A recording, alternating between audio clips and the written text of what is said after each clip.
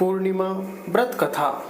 वैदिक पंचांग के अनुसार प्रत्येक माह के शुक्ल पक्ष की पूर्णिमा तिथि के दिन पूर्णिमा व्रत का पालन किया जाता है। आध्यात्मिक दृष्टिकोण से इस व्रत को बहुत ही महत्वपूर्ण माना जाता है। धार्मिक मान्यताओं के अनुसार पूर्णिमा व्रत के दिन पूजा पाठ और स्नान दान करने से विशेष लाभ प्राप्त होता है। भाद्रपद मास की पूर्णिमा से पितृपक्ष का आरंभ माना जाता है। मान्यता है कि भाद्र मास की पूर्णिमा पर भगवान नारायण के साथ पितरों का भी पूजन किया जाता है। इस दिन भगवान विष्णु की पूजा के साथ ही पितरों का स्मरण करके उनके निमित्त दान करने से आपको पुण्य फल की प्राप्ति होती है और पितृगण आपसे प्रसन्न होकर आपको सुखी रहने का आशीर्वाद देते हैं। इस दिन माँ लक्ष्मी की पूजा करने का भी खास महत्व होता है और आपको लाभ की प्राप्ति होती है। भाद्रपद पूर्णिमा के दिन पीपल के पेड़ की पूजा करें। इस दिन पीपल के चारों परिक्रमा करने से आपके घर में सुख शांति और समृद्धि प्राप्त होती है। भाद्रपद पूर्णिमा के दिन पितरों के नाम से आपको दान पुण्य भी करना चाहिए। इससे आपके घर में खुशहाली आती है। इस दिन आपको उन लोगों का श्राद्ध करना चाहिए जो पूर्णिमा पर मृत्यु को प्राप्त होते हैं। अब आइए श्रवण करते हैं भादो पूर्णिमा व्रत कथा। लोग एक समय की बात है, द्वापर युग में मैया यशोदा जी ने भगवान श्री कृष्ण से कहा, हे कृष्ण, तुम सारे संसार के उत्पन्न करता, पोषक तथा उसके संहारक हो। आज कोई ऐसा व्रत मुझसे कहो जिसके करने से मृत्यु लोक में स्त्रियों को विधवा होने का भय न रहे तथा यह व्रत सभी मनुष्यों की मनोकामनाएं पूर्ण करने वाला हो। श्री कृष्ण कहने लगे, हे माता, आपने अति सुंदर प्रश्न किया है। मैं तुमसे ऐसे व्रत का सविस्तार कहता हूँ। सौभाग्य की प्राप्ति के लिए स्त्रियों को 32 पूर्णमासियों का व्रत करना चाहिए। इस व्रत को करने से स्त्रियों को सौभाग्य संपत्ति मिलती है। यह व्रत अचल सौभाग्य देने वाला एवं भगवान शिव के प्रति मनुष्य मात्र की भक्ति को बढ़ाने वाला है। यशोदा जी कहने लगी, हे कृष्ण, सर्वप्रथम इस व्रत को मृत्युलोक में किसने किया था? इसके विषय में विस्तार पूर्वक मुझसे कहो। श्री कृष्ण जी कहने लगे कि इस भूमंडल पर एक अत्यंत प्रसिद्ध राजा चंद्रहास से पालित अनेक प्रकार के रत्नों से परिपूर्ण कार्तिका नाम की एक नगरी थी। वहाँ पर धनेश्वर नाम का एक ब्राह्मण था और उसकी पत्नी अति सुशीला तथा रूपवती थी। दोनों ही उस नगरी में बड़े प्रेम के साथ रहते थे। घर में धन धान्य आदि की कमी नहीं थी। उनको एक बहुत बड़ा दुख था कि उनके कोई संतान नहीं थी। इस दुख से वह अत्यंत दुखी और परेशान रहते थे। एक समय एक बड़ा तपस्वी योगी उस नगरी में आया। वह योगी उस ब्राह्मण के घर को छोड़कर अन्य सब घरों से भिक्षा लाकर भोजन किया करता था। रूपवती से वह भिक्षा नहीं लिया करता था। उस योगी ने एक दिन रूपवती से भिक्षा न लेकर किसी अन्य घर से भिक्षा लेकर गंगा किनारे जाकर भिक्षान को प्रेम पूर्वक खा रहा था कि धनेश्वर योगी का यह सब कार्य किसी प्रकार से देख लिया। वर अपनी भिक्षा के अनादर से दुखी होकर धनेश्वर योगी से बोला, महात्मन, आप सब घरों से भिक्षा लेते हैं परंतु मेरे घर की भिक्षा कभी भी नहीं लेते, इसका कारण क्या है?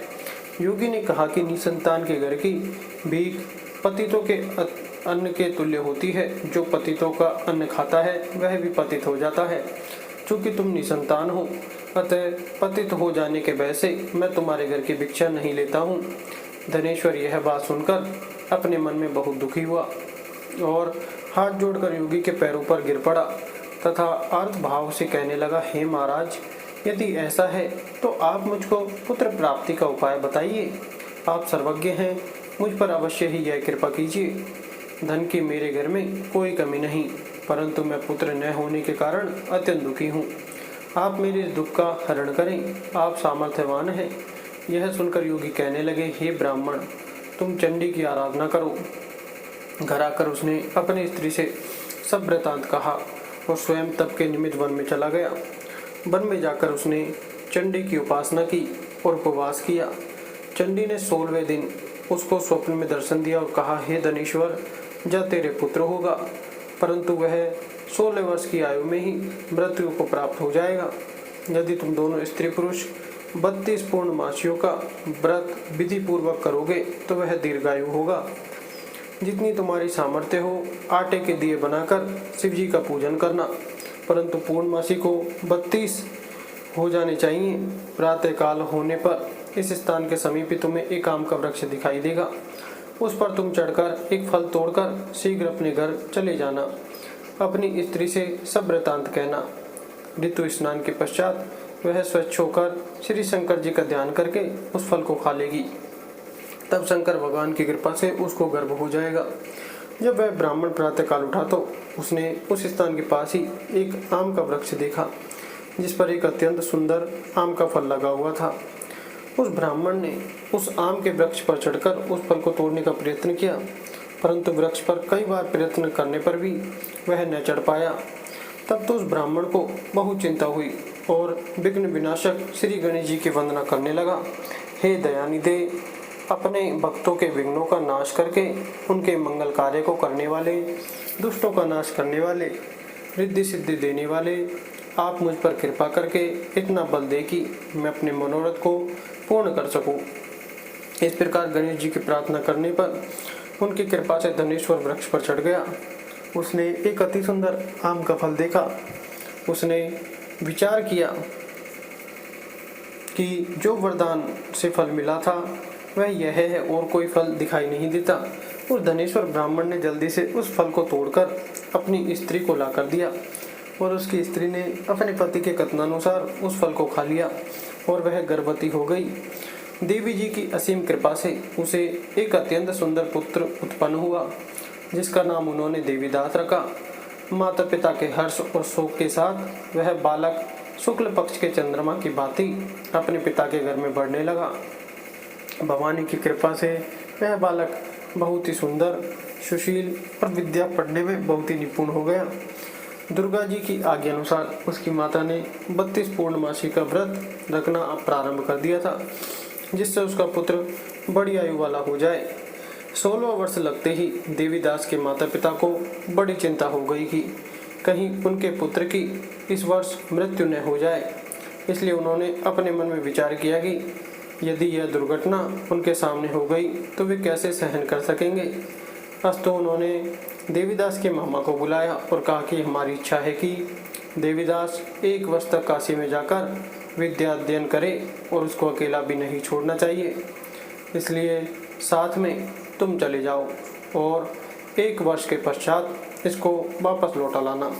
सब प्रबंध करके उसके माता पिता ने काशी जाने के लिए देवीदास को एक घोड़े पर बैठाकर उसके मामा को उसके साथ कर दिया, किंतु यह बात उसके मामा या किसी और से नहीं कही। धनेश्वर ने सपत्नी अपने पुत्र की मंगल कामना तथा दीर्घायु के लिए भगवती दुर्गा की आराधना और पूर्णमासियों का व्रत करना आरंभ कर दिया। इस प्रकार बराबर 32 पूर्णमासी का व्रत पूरा किया। कुछ समय पश्चात एक दिन वह दोनों मामा और भांजा मार्ग में रात्रि बिताने के लिए किसी ग्राम में ठहरे हुए थे। उस दिन उस गांव में एक ब्राह्मण की अत्यंत सुंदरी, सुशीला, विदुषी और गुणवती कन्या का विवाह होने वाला था। जिस धर्मशाला के अंदर वर और उसकी बारात ठहरी हुई थी, उसी धर्मशाला में देवीदास और उसके मामा भी ठहरे हुए थे। संयोगवश कन्या को तेल आदि चढ़ाकर मंडप आदि कार्य कृत्य किया गया तो लग्न के समय वर को धनुर्वात हो गया। वर के पिता ने अपने कुटुंबियों से परामर्श करके निश्चय किया कि यह देवीदास मेरे पुत्र जैसा ही सुंदर है, मैं इसके साथ ही लग्न करा दूं और बाद में विवाह के अन्य कार्य मेरे लड़के के साथ हो जाएंगे। ऐसा सोचकर वह देवीदास के मामा से जाकर बोला कि तुम थोड़ी देर के लिए अपने भांजे को हमें दे दो, जिससे विवाह के लग्न का सब कृत्य सुचारू रूप से हो सके। तब उसका मामा कहने लगा कि जो कुछ भी मधुपर्क आदि कन्यादान के समय वर को जो भी धन मिले वह सब हमें दे दिया जाए, तो मेरा भांजा इस बारात का दूल्हा बन जाएगा।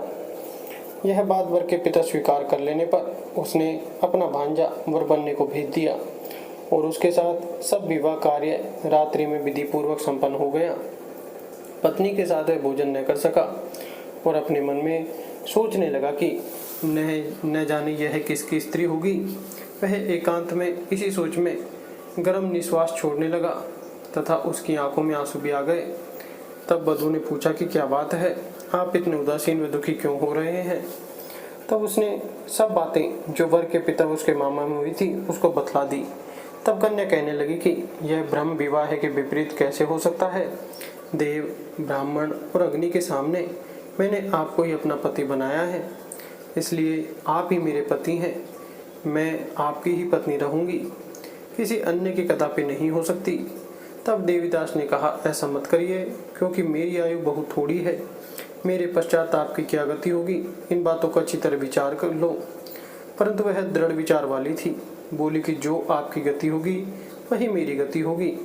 हे स्वामी, आप उठिए और भोजन करिए, आप निश्चय ही भूखे होंगे।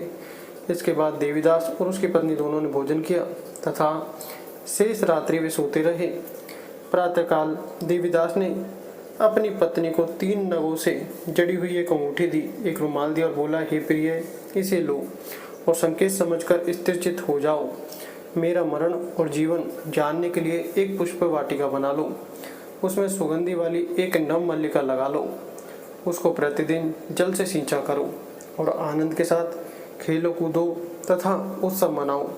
जिस समय और जिस दिन मेरा प्राणांत होगा ये फूल सूख जाएंगे, और जब ये फिर हरे हो जाएं तो जान लेना कि मैं जीवित हूँ। यह बात निश्चय करके समझ लेना, इसमें कोई संशय नहीं है। यह समझाकर वह चला गया। प्रातःकाल होते ही वहाँ पर गाजे बाजे बजने लगे, और जिस समय विवाह के कार्य समाप्त करने के लिए वर तथा सब बाराती मंडप में आए तो कन्या ने वर को भली प्रकार से देखकर अपने पिता से कहा कि यह मेरा पति नहीं है, मेरा पति वही है जिसके साथ रात्रि में मेरा पाणी ग्रहण हुआ था। इसके साथ मेरा विवाह नहीं हुआ है। यदि यह वही है तो बताए कि मैंने इसको कर क्या दिया। मधुपर्क और कन्यादान के समय जो मैंने भूषणादि दिए थे उन्हें दिखाए तथा रात में मैंने क्या गुप्त बातें कही थी वह सब सुनाई। पिता ने उसके कथनानुसार वर को बुलवाया। कन्या की यह सब बातें सुनकर वह कहने लगा कि मैं कुछ नहीं जानता। इसके पश्चात लज्जित होकर वह अपना अपमानित मुंह लेकर चला गया, और सारी बारात भी अपमानित होकर वहां से लौट गई। भगवान श्री कृष्ण बोले, हे माता, इस प्रकार देवीदास काशी विद्याध्ययन के लिए चला गया। जब कुछ समय बीत गया तो काल से प्रेरित होकर एक सर्प रात्रि के समय उसको डसने के लिए वहां पर आया। उस विस्तर के प्रभाव से उसके शयन का स्थान चारों ओर से विष की ज्वाला से विषैला हो गया, परंतु व्रतराज के प्रभाव से उसको काटने न पाया, क्योंकि पहले ही उसकी माता ने 32 पूर्णिमा का व्रत कर रखा था। इसके बाद मध्याह्न के समय स्वयं काल वहां पर आया और उसके शरीर से उसके प्राणों को निकालने का प्रयत्न करने लगा, जिससे वह मूर्छित होकर पृथ्वी पर गिर पड़ा। भगवान की कृपा से उसी समय पार्वती जी के साथ श्री शंकर जी वहां पर आ गए।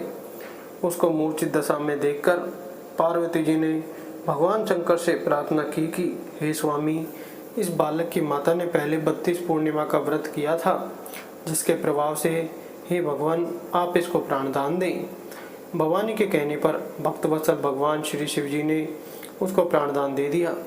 इस व्रत के प्रभाव से काल को भी पीछे हटना पड़ा और देवीदास स्वस्थ होकर बैठ गया। उधर उसकी स्त्री उसके काल की प्रतीक्षा किया करती थी। जब उसने देखा कि उस पुष्प वाटिका में पत्र पुष्प कुछ भी नहीं रहे तो उसको अत्यंत आश्चर्य हुआ, और जब वह वैसे ही हरी भरी हो गई तो वह जान गई कि वह जीवित हो गए हैं। यह देखकर वह बहुत प्रसन्न मन से अपने पिता से कहने लगी कि पिताजी, मेरे पति जीवित हैं, आप उनको ढूंढिए। जब 16 वर्ष व्यतीत हो गया तो देवीदास भी अपने मामा के साथ काशी से चल दिया। इधर उसके ससुर उसको ढूंढने के लिए अपने घर से जाने ही वाले थे कि वह दोनों मामा भांजा वहां पर आ गए। उसको आया देखकर उसका ससुर बड़ी प्रसन्नता के साथ अपने घर पर ले आया। उस समय नगर के निवासी भी वहां इकट्ठे हो गए और सबने निश्चय किया कि अवश्य ही इसी बालक के साथ इस कन्या का विवाह हुआ था। उस बालक को जब कन्या ने देखा तो पहचान लिया और कहा कि यह तो वही है जो संकेत करके गए थे। तदुपरांत सभी कहने लगे कि भला हुआ जो यह आ गया, और सब नगरवासियों ने आनंद मनाया। कुछ दिन बाद देवीदास अपनी पत्नी और मामा के साथ अपने ससुर के घर से बहुत सा उपहार आदि लेकर अपने घर के लिए प्रस्थान किया। जब वह अपने गांव के निकट आ गया तो कई लोगों ने उसको देखकर उसके माता पिता को पहले जाकर खबर दे दी कि तुम्हारा पुत्र देवीदास अपनी पत्नी और मामा सहित आ रहा है। ऐसा समाचार सुनकर पहले तो उन्हें विश्वास ही नहीं हुआ, किंतु जब और लोगों ने भी आकर उनकी बात का समर्थन किया तो उनको बड़ा आश्चर्य हुआ। लेकिन थोड़ी देर में देवीदास ने आकर अपने माता पिता के चरणों में अपना सिर रखकर प्रणाम किया और उसकी पत्नी ने अपने सास ससुर के चरणों को स्पर्श किया। माता पिता ने अपने पुत्र और पुत्रवधू को अपने हृदय से लगा लिया। दोनों की आंखों में प्रेमाश्रु बह चले। अपने पुत्र और पुत्रवधू के आने की खुशी में धनेश्वर ने बड़ा भारी उत्सव किया और ब्राह्मणों को भी बहुत सा दान दक्षिणा देकर प्रसन्न किया। श्री कृष्ण जी कहने लगे कि इस प्रकार धनेश्वर 32 पूर्णिमाओं के व्रत के प्रभाव से पुत्रवान हो गया। जो भी स्त्रियां इस व्रत को करती हैं वे जन्म जन्मांतर में वैधव्य का दुख नहीं भोगती और सदैव सौभाग्यवती रहती हैं। यह मेरा वचन है, इसमें कोई संदेह नहीं। यह व्रत पुत्र पौत्रों को देने वाला तथा संपूर्ण मनोकामनाओं को पूर्ण करने वाला है। 32 पूर्णिमाओं के व्रत करने से व्रती की सभी इच्छाएं भगवान शिव जी की कृपा से पूर्ण हो जाती हैं। सभी प्रेम से बोलो शिव शंकर भोलेनाथ की जय।